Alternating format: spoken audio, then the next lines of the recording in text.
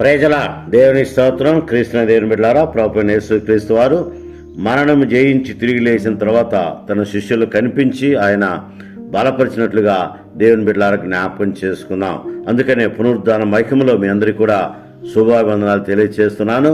ప్రభుతో ప్రతిదినము అరుణోదయ దర్శనము, అనుదిన ఆశీర్వాదాలు పొందుటకు, పునరుద్ధాన సందేశము వినుటకు దేవుడు మనకిచ్చిన గొప్ప ధన్యతను బట్టి, అనుదిన వాగ్దానాలు వింటున్న దేవుని యొక్క మహాకృపను బట్టి దేవునికి మనము కృతజ్ఞతాస్తుతులు స్తోత్రాలు చెల్లిస్తున్నాం. గమనించండి, దేవుని వాక్యం ధ్యానం చేసుకుందాం. యోహాను సువార్త 21వ అధ్యాయము, యోహాను సువార్త 21వ అధ్యాయము 3వ వచనాన్ని చదువుకుందాం. నేను చేపలు పట్టబోదునని వారితో అనగా, మేము నీతో కూడా వచ్చేదమని పేతురు అంటున్నాడు. నేను చేపలు పట్టబోదునని వారితో అనగా, మేము కూడా నీతో వచ్చేదమని చెబుతున్నట్టుగా దేవుని బిడ్డ జ్ఞాపకం చేసుకుందాం. ఇది 3వ దినం. ప్రభువైన యేసుక్రీస్తు వారు పేతురును బలపరిచిన దినం. పేతురును బలపరిచిన దినమని దేవుని బిడ్డ జ్ఞాపకం చేసుకుందాం. పేతురును దేవుడు ఎంతగానో ఆశీర్వదించాడు. మరి అంత మాత్రమే కాదు, నమ్మకమైన వాడిగా జీవించాడు. అయితే పేతురులో దుడుకుతనం ఉంది.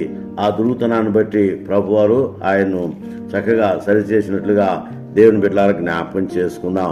ఎందుకంటే పేతురు దేవుని యొక్క సాన్నిధ్యంలో బహుగా వర్ధిల్లిన వాడని కూడా దేవుని బిడ్డలకు జ్ఞాపకం చేసుకుందాం. అందుకనే గమనించండి, ప్రభువైన యేసుక్రీస్తు వారు పేతురుని అడిగారు, మీరు నన్ను గురించి మీరు ఏమనుకుంటున్నారు అని చెప్పినప్పుడు మత్తయి సువార్త 16వ అధ్యాయము 16వ వచనం గమనిస్తే, సీమోను పేతురు, నీవు సజీవుడవగు దేవుని కుమారుడు అయినా క్రీస్తు అని చెప్పాను. అందుకు యేసు, సీమోను బర్యోనా, నీవు ధన్యుడవు, పరలోకముందు నా తండ్రి ఈ సంగతి నీకు బయలుపరచనే కానీ నరులో నీకు బయలుపరచలేదని చెప్పాడు. నిజమే దేవుని బిడ్డలారా, గమనించండి, పేతురు అనగా బండ. అందుకనే నీవు బండవు, నీ బండ పైన సంఘాన్ని కడతానని దేవుడు వాగ్దానం చేశాడు.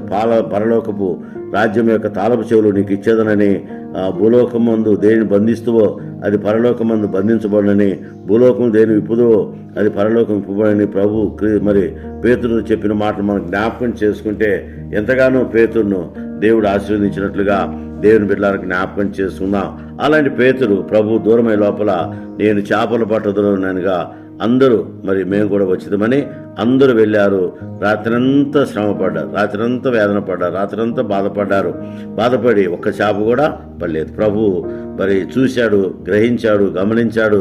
మరి దగ్గరికి వచ్చి వారి దగ్గర ప్రభు మాట్లాడుతున్నట్లుగా దేవుని పిల్లలారా, భోజనం మీద ఏమైనా ఉన్నదా అని అడగగా వారు లేదని చెప్పి ఆ వారి పని వారు చేస్తున్నారు. అయితే ప్రభు వారు చెప్పిన మాట ఏంటంటే, కుడి ప్రక్కన వలవేయమన్నాడు.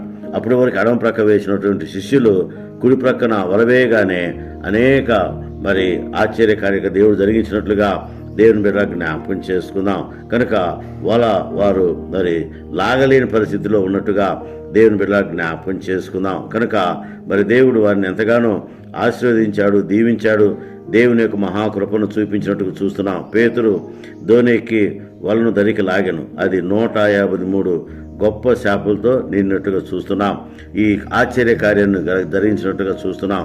అలాగే 3వ దినమున ప్రభు వారితో మాట్లాడినట్టుగా దేవుని జ్ఞాపకం చేసుకుంది. యేసు మృతుల నుంచి లేచిన తర్వాత శిష్యులకు ప్రత్యక్షమైనది మూడవసారిన ఆయన ప్రత్యక్షం. అందుకనే పేతురు 3 సార్లు బొంకాడు కాబట్టి పేతురును 3 సార్లు బలపరిచినట్టుగా చూస్తున్నాం. గమనించండి, ఇక్కడ మనం గమనిస్తే పేతురుతో మాట్లాడుతున్నాడు. యేసు నా గొర్రె పిల్లలను మేపుము అంటున్నాడు. మొట్టమొదటిగా నా గొర్రె పిల్లలు మేపమంటున్నాడు. పేతురు, నీవు నన్ను ప్రేమించున్నావా అని అడిగినప్పుడు నీకే తెలుసాయి అని చెప్పినప్పుడు నా గొర్రె పిల్లలను మేపమని చెప్పినట్టుగా దేవుని బిడ్డలకు జ్ఞాపకం చేసుకుందాం. పేతురుకు గొర్రెల పిల్లల బాధ్యత అప్పచెప్పాడు. గొర్రె పిల్ల అంటే ఎవరు? మనమే.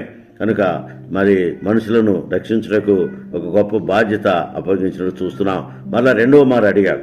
రెండవ మారైతే ప్రభువా నీకే తెలుసుని చెప్పినప్పుడు నా గొర్రెలను కాయమంటున్నాడు. గొర్రెలను కాసే బాధ్యత, భారము పేతురికి ఇచ్చినట్లుగా దేవుని బిడ్డలకు జ్ఞాపకం చేసుకుందాం. 3వసారి గమనించండి, 3వసారి కూడా అడిగినప్పుడు మరి నిజముగా మరి నా గొర్రెలను మేపమంటున్నాడు, గొర్రె పిల్లలను కాయమంటున్నాడు, మేపమంటున్నాడు, గొర్రెలను కాయమంటున్నాడు.